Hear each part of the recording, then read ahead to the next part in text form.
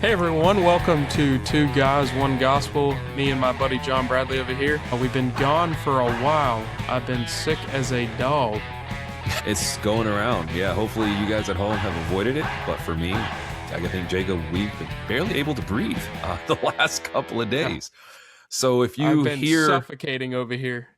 If you hear rappers in the distant background, that is our cough drops and throat lozenges as we suffer, through the winter. It got down into the low teens, almost to 10 here in Florida, which was crazy because not a single flake of snow. Not a single flake of snow. That's crazy. Yeah, we had like a total of like maybe 8 inches between last weekend and the weekend before, and they have not gone to school for forever. We like almost didn't a go to week school and a today. half. We almost didn't go to school today because the school's pipes were not prepared for the cold weather, and we had a bunch of pipes burst around Florida. Yeah, so that's a new one. We didn't go to school because the water pipes burst. But all right, hey, let's jump into this episode. We got some big stuff. We are hitting a heavy topic today, and so I've got a bit of a dark humor joke for us to kind of get us into the mood for suffering. And it's kind of more of a one. It's kind of more of a one-liner than a joke, but I just want to give some encouragement to all of you out there that suffer from anxiety. You're not alone. There's someone behind you.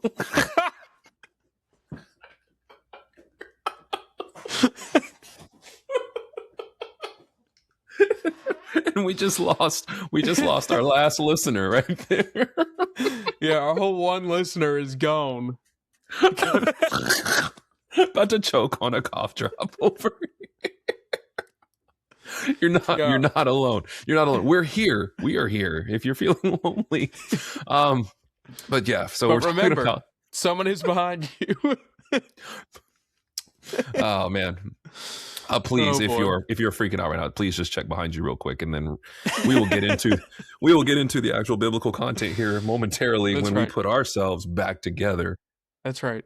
Let's leave that behind us, and let's move forward with the other person.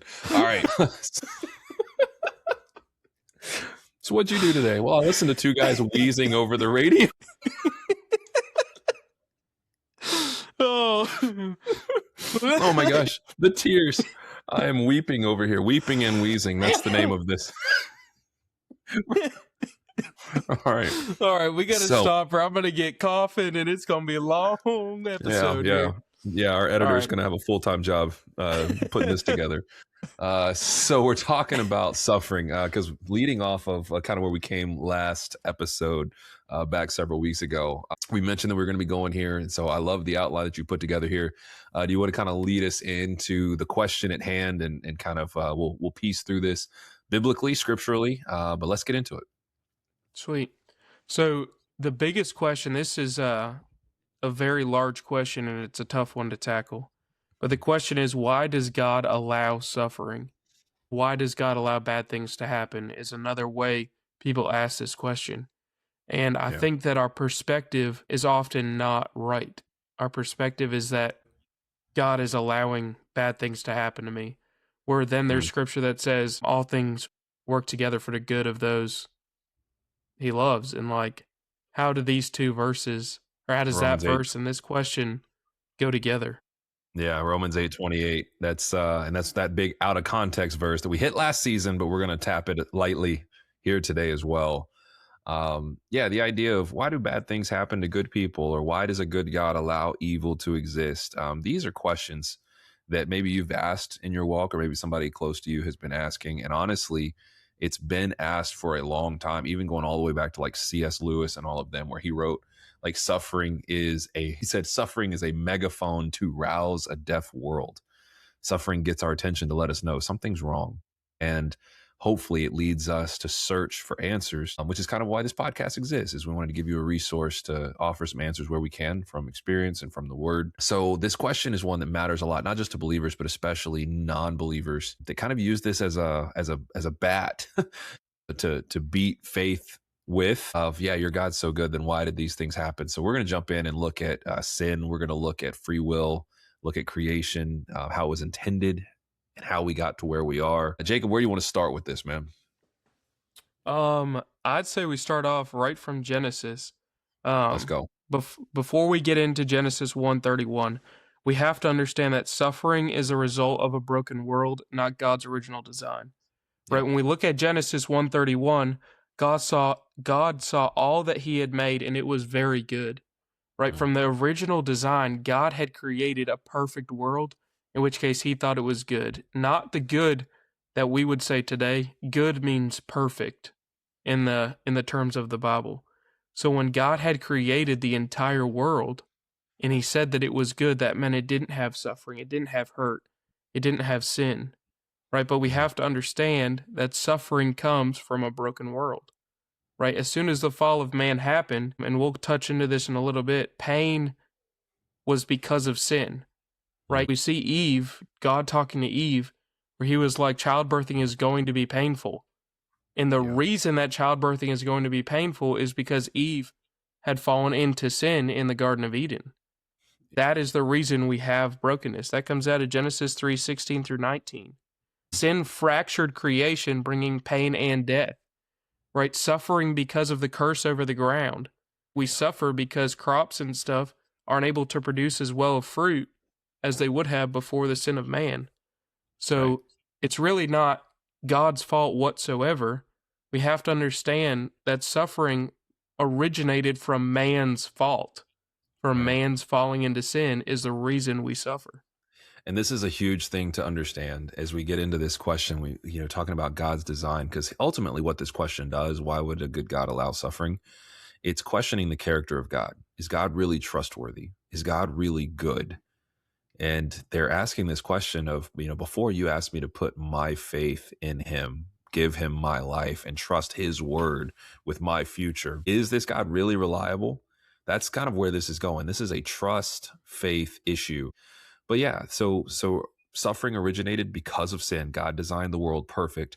It was man's rebellion that led to suffering. So then the next question becomes, okay, so if God knew that man was going to rebel, why did he give him free will?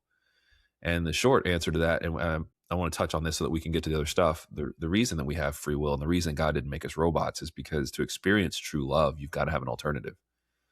To love someone is to choose them.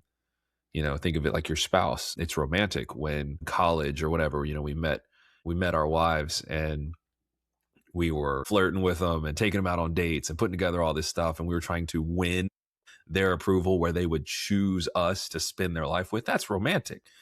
Now, if we just, you know, went up to them and kind of like grabbed them and put them in the car and said, "You're mine now," that's not as romantic. That's a crime. And so there's got to be a Don't choice. do that, ladies and gentlemen. Don't, I'm not saying it's okay. I'm saying it's a crime. That's not romantic. We would look at that and go, no, that's wrong. There's supposed to be a choice involved in love and marriage. And it's the same thing with God. There's, in order for us to choose him and to love him and to experience love, there's got to be an alternative. And so with that, we run the risk of some people not choosing God. And it was mankind's choice to choose something other than God that led us to this point of suffering. And so it wasn't God that did this to us. And what we'll see is that God, because he loves us, he chooses us, he comes and makes a way for us to work around this sin disadvantage that we're born into. But yeah, so it started with sin. Sin broke everything. And now we're dealing with it.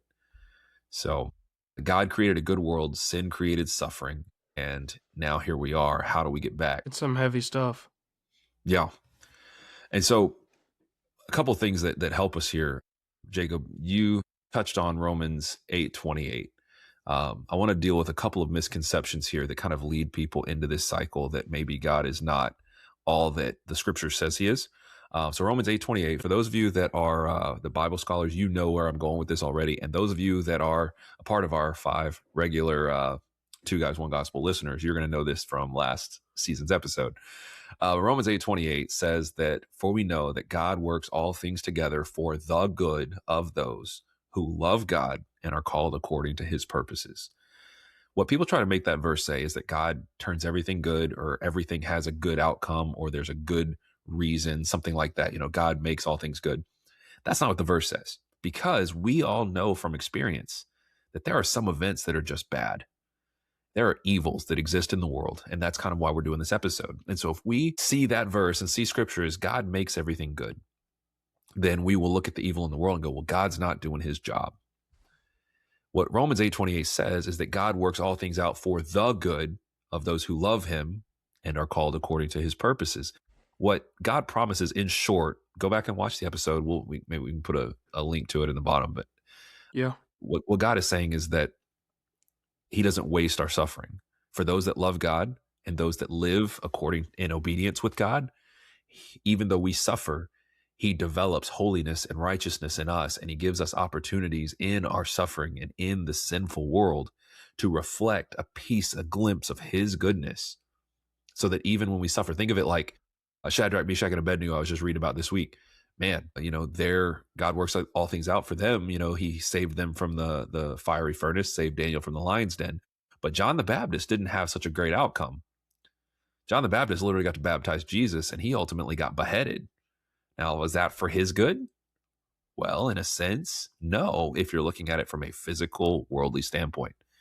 But think about it this way. What did John do? Well, John is remembered through the ages as being someone who wrote books of the Bible, who served Jesus well, who reflected him well, and led how many people to salvation. And ultimately, even though he got beheaded, he simply got delivered into heaven a little sooner than the rest of us. And so we've got to understand that the Bible doesn't say that God is interested in our happiness and our comfort. The Bible says that for those that follow him in faith and obedience, God does not waste the suffering that we encounter, and he is our sustaining force in it. Just like in the fiery furnace, he was the fourth man in the fire. He wasn't with them before. They didn't know if they were going to live or die. But in the fire, through the act of obedience, he showed up. Daniel in the lion's den before God shut their mouths. He had no assurance he was going to live through it. And so on and on, we could go through all these examples. I was even reading, Joshua, chapter 3, where the second time where he parted the Jordan River, they had to step into the water before the waters parted. So God doesn't say that everything is going to work out and be awesome. God says that he will work in everything for our good, and the greatest good that we can experience is being made holy. He'll work in it for our good and for our holiness and for his glory, so that we can reflect him to others. So that's the mindset we're coming at this. When we're talking about suffering, we understand sometimes life is hard. But what we're saying is that suffering, even though it wasn't the plan, there can be a purpose in it, and there is a redeeming factor to it for those that love God and are called according to his purpose. That's right.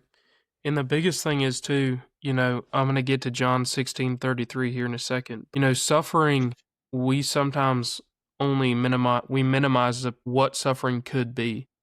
Mm-hmm. Suffering is real. There's physical, emotional, relational, spiritual suffering that Yeah. is real. Like, it is just of this world. And you know, one of John's famous quotes is sin breaks things. Sin breaks everything. It breaks physical situations, it breaks emotional needs, it breaks Yeah. relationships, it breaks your spiritual being, like your faith. It just breaks everything. But the point I'm making here is that the Bible doesn't deny or minimize suffering, right? It calls it out. John 16:33 said, I have said these things to you, that in me you have peace. In the world you will have tribulation. Right here, Jesus is saying you will have tribulation. He's not minimizing it. He's not denying it. He says it is going to happen. Yep. But you may have peace in me is the other part. Then he says, but take heart, I have overcome the world. Bingo. And that's the biggest comfort within the suffering. Jesus is calling out the fact that we will suffer, but he says, take heart, I have overcome the world. That is the reason that suffering is just peaceful sometimes. It hurts, but that's the peace about it. That's a sentence few people have probably said. The suffering is peaceful sometimes. But that's right. It's not entirely untrue. I mean, oh man, the verse on I want to say it's 1 Corinthians. The part where it says, we don't grieve like those who have no hope, talking about, the loss of loved ones and grieving those that have passed on and gone before us. It says we grieve differently because we have a hope and we have assurance of a future. And so, lost my granny last year, got to preach her funeral, and man, she was like 98 when she passed, and taught Sunday school every year of her adult life up until almost the week before she passed. And, yeah, we were sad to see her go, but at the same time, we got to celebrate a saint that welcomed so many people into the kingdom, and she got her just righteous reward. She's in the arms of our Heavenly Father, and that gives us a peace that the world doesn't have. Tim Keller describes the difference between the Christian faith and those that are secular or not godly. We have an answer and an explanation that gives us hope, whereas the rest of the world is left almost seeing it at random. You ever heard the phrase "gone too soon" or "before their time"?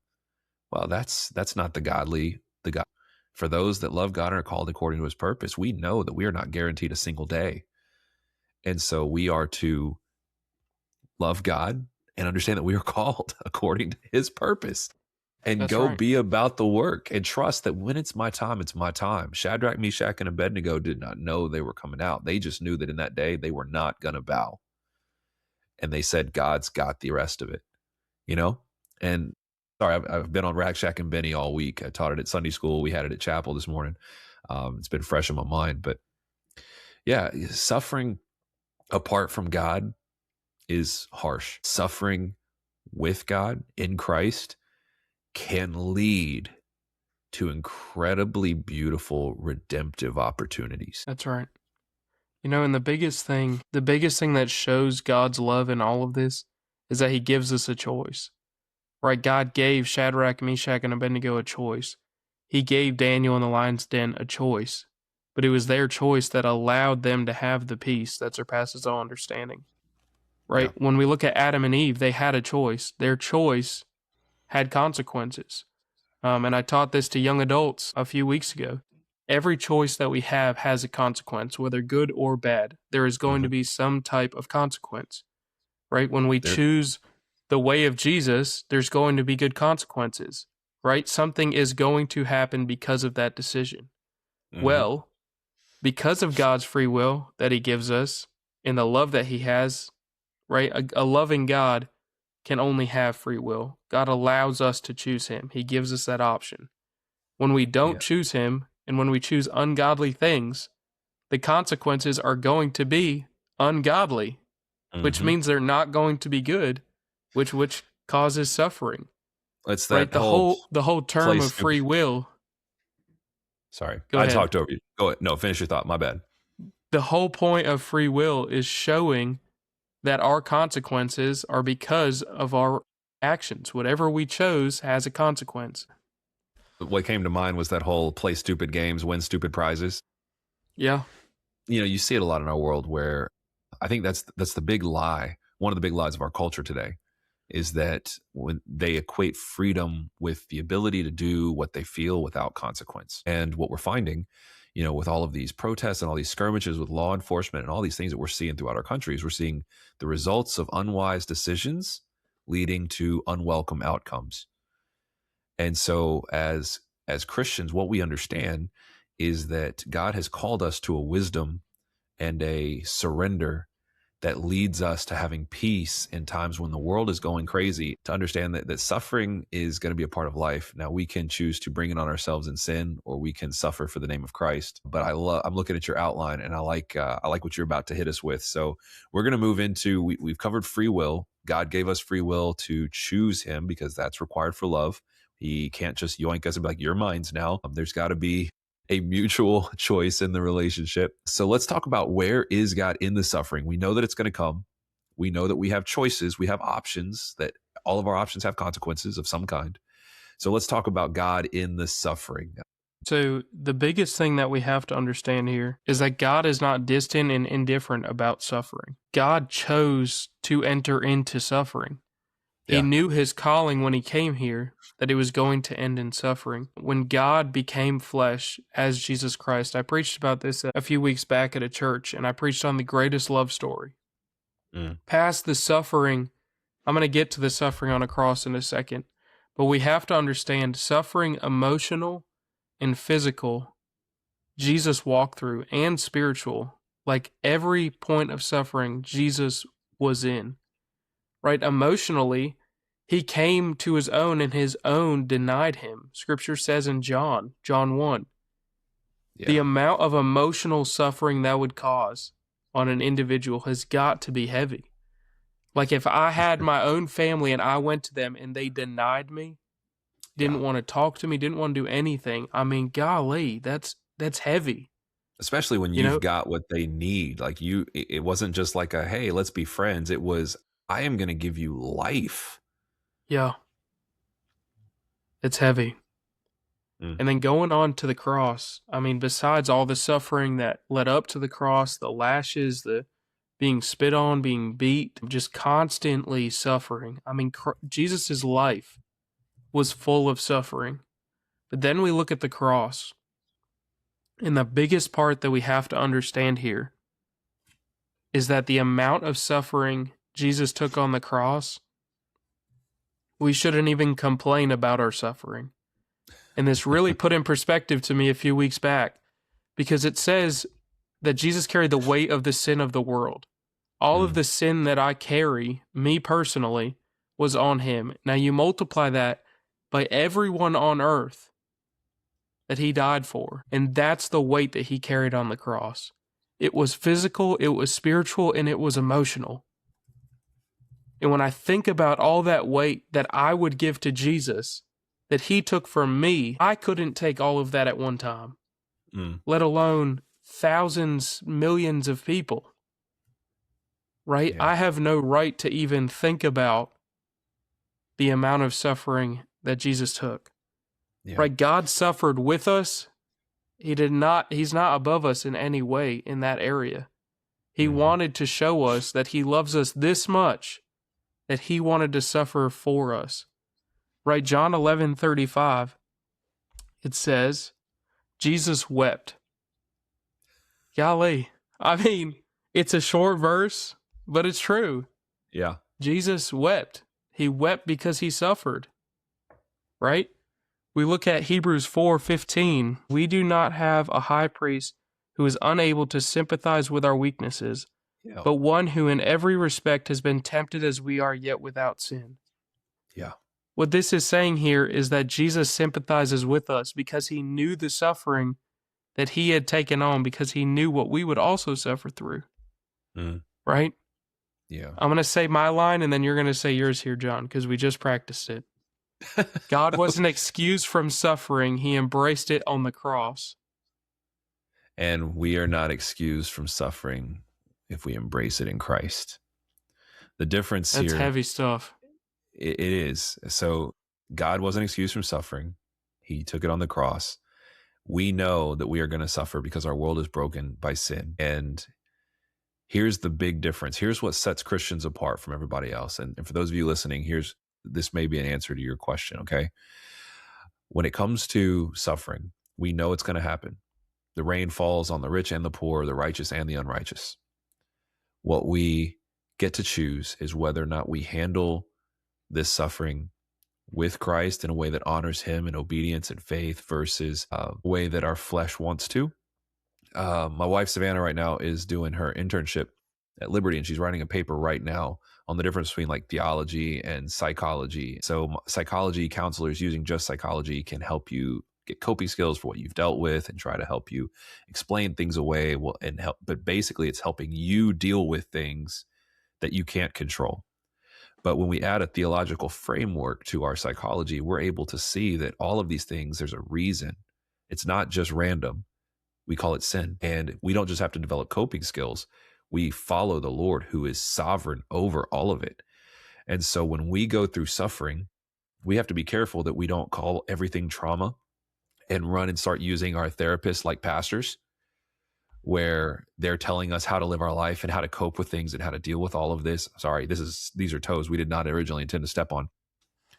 I think part of the issue with our current culture is that we are so quick to label everything trauma and go to find advice, to find comfort in dealing with our trauma. And what we've inadvertently done is we have replaced God's word and God's leading with self-help and therapy, which psychology at its center has us at the center. But when we go through the suffering, we can really only get as far as we're humanly able to go.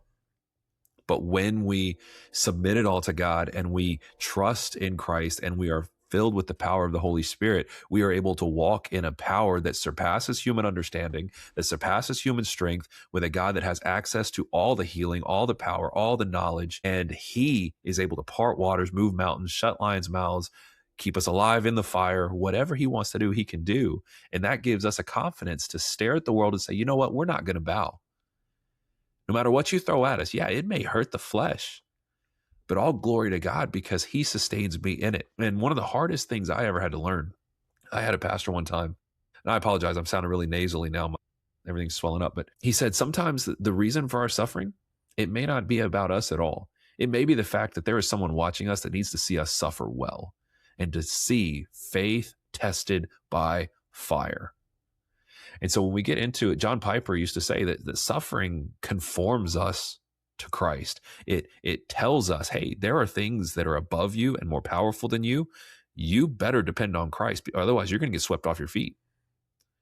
1 Corinthians 10:13, people misquote that all the time, saying God's not going to let us have more than we can handle. I'm calling crap on that. We are going to be regularly hit with more than we can handle, things that cripple the mind, that break the body, that break emotions. We're going to be faced with that stuff almost on a regular basis. It doesn't say that God won't give us more than we can handle. It says that anything we go through, we're not the only ones, because as you said, we serve a God that has suffered in every way that we've suffered and was tempted as we are tempted. It says that in the temptation, He makes a way of escape, and that way of escape is His way.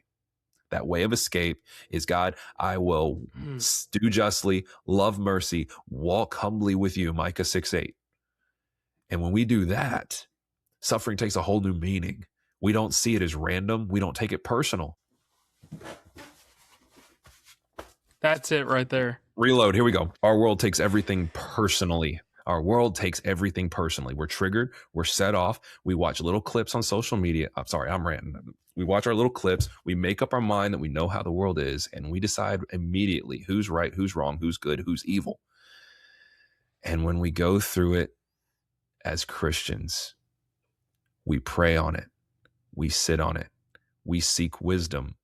We seek truth. We are slow to speak, slow to anger, quick to listen, and we follow what it says in John 13, where they will know that we are His disciples by our love, not by our quick hashtags and responses, by our love. Only a genuine Christ follower can love in times of suffering, because that's what Christ modeled. So suffering, I almost said, suffering is terrible. I don't enjoy suffering. I saw a pastor, he was doing a reel, and he said this, suffering, our suffering produces endurance. And he went through that whole passage, right? Suffering makes us strong. So he said at the end of his clip, I pray that there's more struggles in your life this year in 2026. I went, please don't. I feel like I've grown. I've grown enough. I've grown enough this year already. That's right. But there's some truth in it that, comfort is dangerous to Christians, because when we get comfortable, we lose our dependence on God because things are comfortable. That's right. And so we learn to see suffering differently in Christ. I rambled. We learn to see suffering different in Christ, because the suffering, it's not personal. It's not about us. It's about a world broken in sin that needs a Savior that we have, and how we endure suffering is one of the greatest testimonies most of the people that you know are ever going to see. The way that you handle suffering and the way that you love in the face of injustice, the way that you have peace and wisdom in times of chaos, that's going to set you apart. That's right.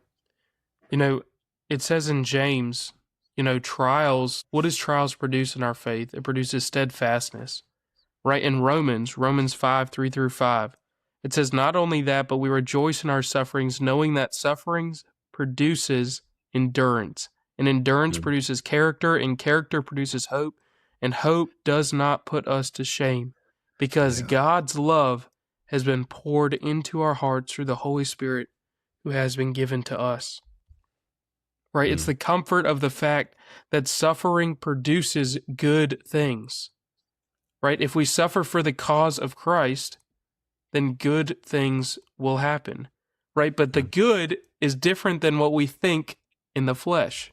Yeah. What we have to do is we have to shift it, and we have to have an eternal perspective. We have to have an eternal perspective on our suffering and what it produces. If I think in my own perspective, what is this suffering even going to cause? Oftentimes I'm like, golly, this is the stupidest thing ever. Why am I even going through this? What's the point? I know it. But it's because I lack the eternal perspective. I lack Christ's perspective. If I were to just give my heart over to him in those moments and just be like, you know, God, just take this. I may not be able to see it, but I know you know what's going on. That's when we shift. That's when we're able to have the peace that surpasses all understanding. Sometimes it's not the feeling, but it's the trust that we can grasp onto in the moment of suffering, that we know Jesus is there. In Isaiah, Jesus is described as a man of sorrows. He is the man that we can grab onto because he walked through it. Right? When we're sorrowful, when we're suffering, when we're weeping, when we're weak, God is there. It's comforting. It's because of his love. There's no other thing but his love that covers suffering. Right? Brian was talking about this, our pastor, on Sunday in a devotional. And he was reminding us God's grace is like snow. When snow covers the ground, it covers everything. It doesn't have a conversation with the ground like, hey, I'm going to cover this spot and this spot over here. No, it's just a blanket of white over everything. And That's God's grace and love. where I grew up in Arkansas, there was a lot of like dumpsters. I felt like Arkansas looked real trashy. Look, no shout at Arkansas. You know what I'm talking about. El Dorado, hometown. Snow made it look nice. Covered all the trash, all the dumpsters. That's right. Made it look nice and pretty for like a week. That's right. But that's what God's grace does for us. That's what God's love does for us. It takes all our trash and all our ugliness and just covers it. Right? One of the big points that I have here is Christ took on the fullness of man when he endured the greatest suffering anyone could ever take on. Yeah. No one can take on the weight of the cross. But him suffering, taking on the fullness of man, he endured it all on the cross. But there's a point here that I want to talk about. We talked about eternal perspective. But what eternal perspective does not provide us with is answers. Oftentimes we don't get answers when we see eternal perspective. Right? We look at Job's story. Yep. Job, we don't have an answer. Why? Because he got picked. Exactly. Satan was like that one, and God said, "Cool." That's right. For real. Right? In fact, you almost see it because of his righteousness, right? Satan picked him out, going, "Yeah, he seems all chill now. Let's try some things." And God said, "Go ahead. That's anything but his life." And that's right. I stole your thunder. Where were you headed with that? Because I love that story. The end of the story of Job, the conversation between God where Job is restored, peak prime Bible. But I cut you off as you were. No, you're good. I was just getting to the fact that, oftentimes in the situation of looking outside of Job's story, right? Oftentimes we have that perspective on other people's lives. Why is this happening to them? But it becomes so much more personal when the suffering is on us. Put myself in Job's shoes. Right? Job's shoes. If I put myself in Job's shoes, I see the fact that I don't know what the answer would be. Why, God? Why is this happening to me? Why did I lose my house, my family, my wife? Why is all this happening? But we don't have the eternal perspective. Come on. Right? We have to trust without full understanding. The biggest point here is that God's wisdom is beyond human limits. We try to stick God in this box that his answers are like right here. That's it. God is just going to fit in my thought of who God is. If God doesn't answer the prayers the way I want them to be answered, right? That's ridiculous. Absolutely ridiculous. What I'm saying there is I'm better than God, which is not true. God's wisdom is... Yep. Yeah. It's a dangerous place to be. We can't put ourselves in God's shoes. We don't have the right to. We don't have the glory to. We didn't even suffer close to what he did put Yeah. ourselves in his shoes. Right? God's wisdom is beyond human limits. We have the Bible. I'm going to go on a side tangent here.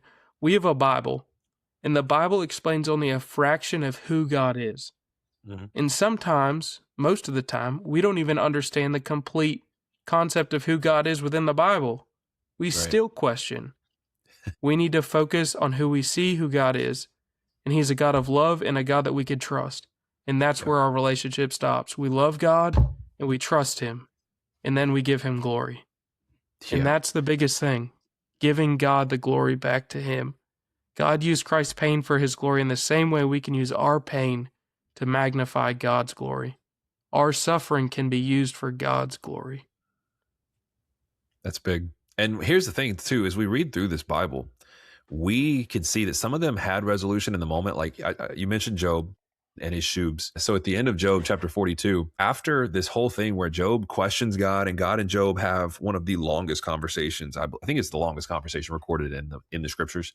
We get to Job 42, and Job, in the suffering and in his conversations with God, he learned something about God he did not know before the suffering. God in the suffering, or if you want to go back to Rakshak and Benny, Shadrach, Meshach, and Abednego, Daniel chapter 3, in the fire, God in the fire. Job says in verse 40, in chapter 42, starting in verse 1, it says, Then Job replied to the Lord, I know now that you can do anything and no one can stop you. You asked, who is this that questions my wisdom with such ignorance? Like Job is responding as God going, man, I realize now you probably thought I was a moron. He says, it is I, Job says, and I was talking about things I knew nothing about, things too wonderful for me. Verse 5, Job says, I had only heard about you before, but now I have seen you with my own eyes. I take back everything I said, and I sit in dust and ashes to show my repentance. In that moment, Job had a clarity that God is sovereign over everything, something he didn't understand. He knew God in the blessing because Satan, to an extent, not to ever give Satan credit, he's not an idiot. Satan knew that Job only knew one element of God. What Satan didn't anticipate, perhaps, was that in his shenanigans, Romans 8:28 happened to Job. All things worked together for the good of Job, who loved God and was called according to his purpose. And so right there, we see as soon as Job repents and is restored to God, we see, and I love this, that the Lord goes right back to referring to Job as my servant Job, and he defends Job. He defends Job to his friends. And so what we've got to understand is we may not see the outcome, or we may not understand the reason. What Job didn't know was that we would be reading about it today. Daniel didn't know that we would be reading about him today. Paul knew that he was writing letters to these churches. He did not know how long those letters would last, perhaps, you know?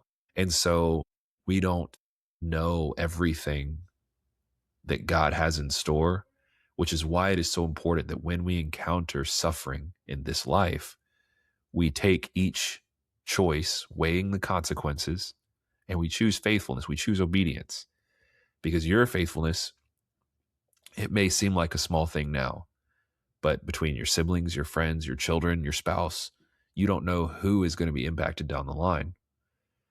And so our faithfulness in suffering can be something that inspires others to take bold acts of faith and trust the good character of God in the midst of an evil, broken world.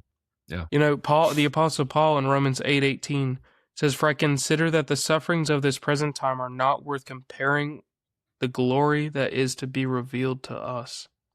Yeah. I mean, that's exactly what we were talking about, John. The moment that Job was in, the moment that we're in the time of suffering, is Yeah. not worth comparing to the glory that is going to be revealed to us. Mm-hmm. Right? This sin, this world brokenness that we're in, the world that we are in right now is only temporary. The suffering we are in is only temporary. There's going to Yeah. be a day when the Lord comes, or when we die and we go to heaven, that suffering is no more, that pain is no more. And that's the reason, that's the hope that me and John get to hold on to every day. Yeah. That's the hope that we as believers get to hold on to, that this suffering is only temporary. Number one, it brings glory to God, and number two, it's going to be done soon. Yeah. And if you don't have that hope, right? There's only one man that can provide that hope, and his name is Jesus.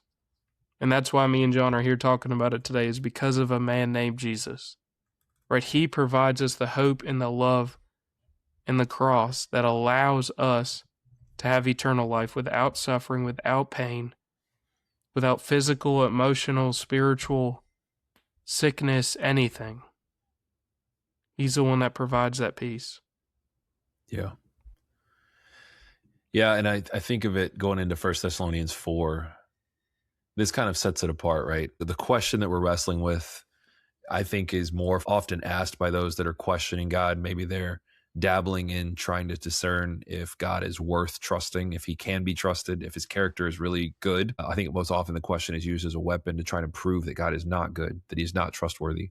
But the difference comes when we cross that line of faith. 1 Thessalonians 4 says, "Dear brothers, we want you to know what will happen to the believers who have died, so that you will not grieve like those who have no hope. Since we believe that Jesus died and was raised again, we also believe that when Jesus returns, God will bring back with him the believers who have died." And it goes on to talk about this hope in the resurrection. And so here's the thing, guys, to kind of wrap it up. And then, Jacob, we've got an opportunity, if you don't mind, to close with a straight up just gospel for a second. Yeah. We're wrestling with, why does God allow suffering? Well, one, it wasn't the design. Two, humankind chose brokenness by refusing to follow and submit to God. Three, God loved you. John 3:16 loved you so much that I'm looking at Jacob. I need to look at you guys.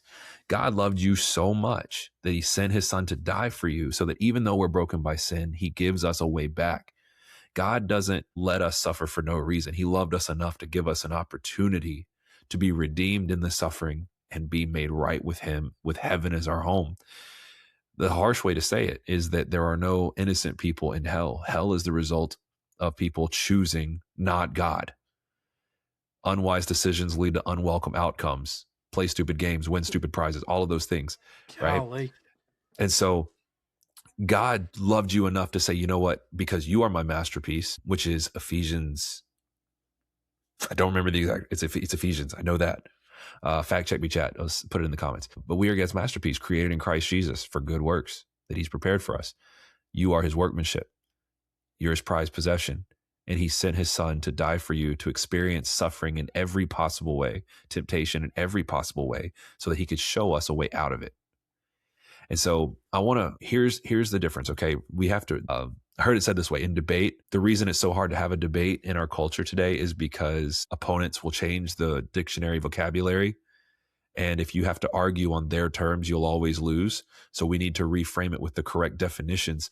Here's the reality.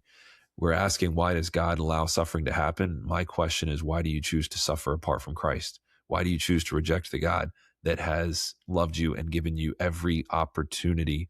And so as Christians, we have to go back to the gospel on a regular basis and understand what has been done for us. And when we face this question of, why would a good God allow suffering?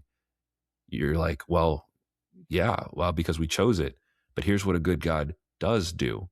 A good God sends his son to die in your place so that you don't have to pay the ultimate consequences of that suffering. You don't have to stay broken. You can be reconciled. You can be made whole, and you can have peace that surpasses understanding. You can have peace in the storm, in the lion's den, in the fire, all of it. And so I want to read you as we close, and then Jacob, I'll pass it to you for the final word.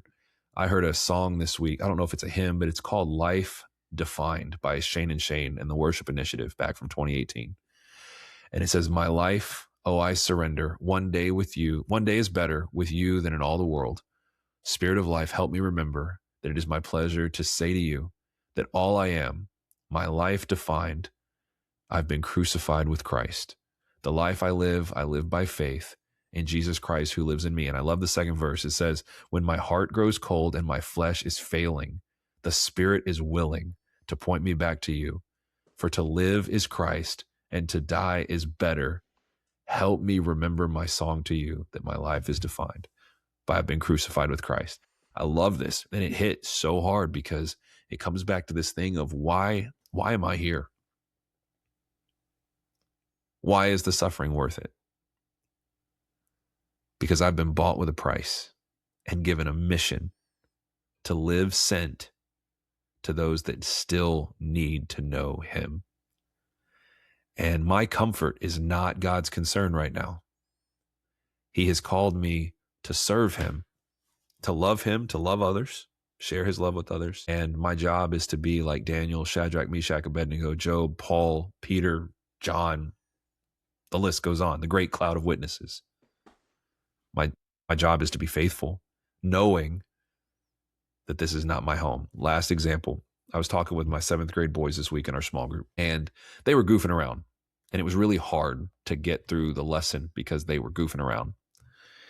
And I had a party planned for them downstairs. We had games, we had birthday cake, we had pizza, we had sodas, we had everything downstairs waiting for them. And we couldn't get through the lesson because they kept goofing around. I said, guys, you have chosen to steal fun now before it's time. And you're costing yourself time in the true reward. And when we seek comfort in this life and we ask these questions about, but the suffering, we are stealing the joy and the peace from later, trying to experience it now when it's just not time. We are looking forward to heaven because we have that hope. And so the way that we make sense of suffering is we look to Christ and we handle it the way that he did, head on, trusting God the Father to sustain us through it. And if it leads to my physical death or if it leads to my physical life, doesn't matter. I will not bow to anyone but God.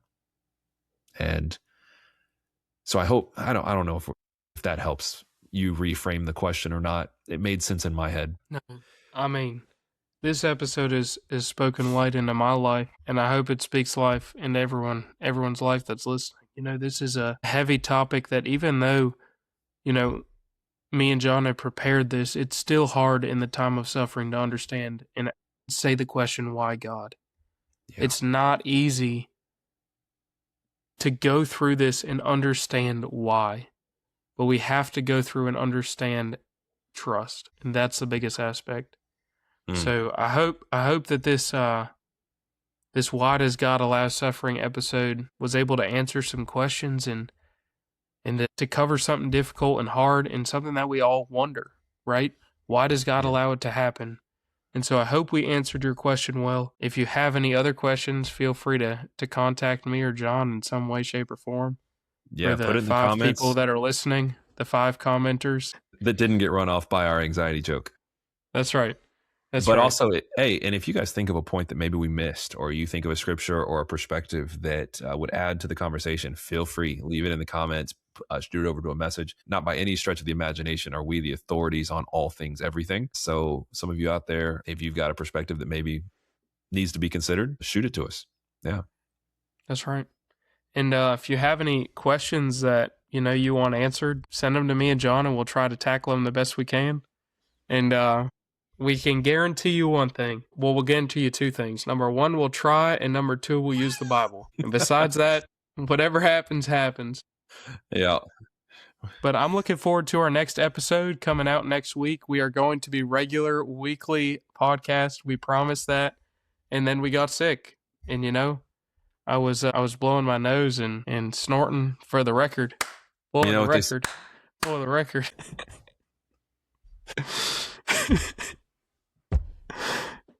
Boy. Yeah, I was going to say, just took a turn.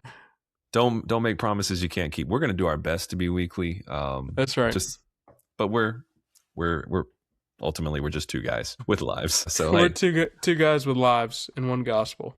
And wives, and the gospel. All right, hey guys, we're going to sign us off and get out of here because we're still under the 1 hour mark, and we want to be stewards of your time as well. But thank you for sticking with us this long. And if you, like I said, if you have anything for us, hit us up. In the meantime, we'll be praying for you, praying that this lands well, that this gets to the people it needs to get to. If you know someone that's been asking these questions, or someone who is on the edge of faith but maybe needs some last minute little encouragement, send them our way. And ultimately, that's our hope. We are a tool for your faith and growing the kingdom, one sporadic episode at a time. That's right. Once a month. All right, Jay, pray us out, man. Get us out of here. Yes, sir. Yes, sir. All right, Heavenly Father, Lord, we just thank you again for another episode, Father, the chance to be able to speak light and truth. Father, we ask that you continue to provide the means and the ability for me and John to cover these topics, to speak your truth, and to share your word. Father, I thank you again for just my brother in Christ with John over here. Father, I ask that you continue to speak through this podcast, continue to use this as a vessel and a platform to share your love, peace, and mercy to everyone, that they can hear the good news of the gospel, because that's why we're here. Father, put someone in our lives this week that needs to hear the good news. And Father, equip us and allow us to be able to share it in a way that would win them over to Christ. God, I just thank you so much for who you are. And this is not fun to say, but Father, I thank you for the sufferings that we've endured, because I know that they're going to produce glory for your name. And I thank you for that, Father. In Jesus' name, amen. Amen. Season 2, brother, episode 2. Episode 2. That's a wrap. It's a wrap. Peace out, guys. We'll see y'all next week. Yes, sir. See you.